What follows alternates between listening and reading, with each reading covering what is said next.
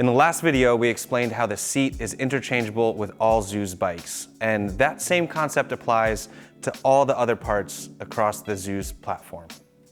The ZOOZ uses standard bicycle components, sizes, and construction, which minimizes obsolescence and maximizes serviceability and customizability.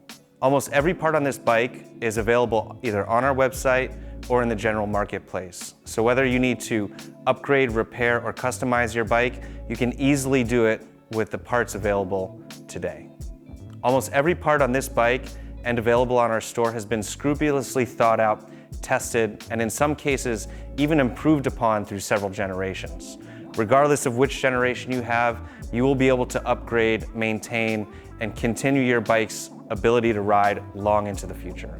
It's one of the key benefits of the ZOOZ design that makes it extremely serviceable by any competent bike shop.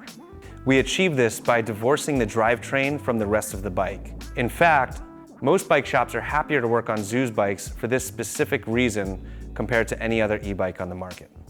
All common procedures like changing tires and brake pads, assembly and tuning is all well within the capabilities of a standard bike shop.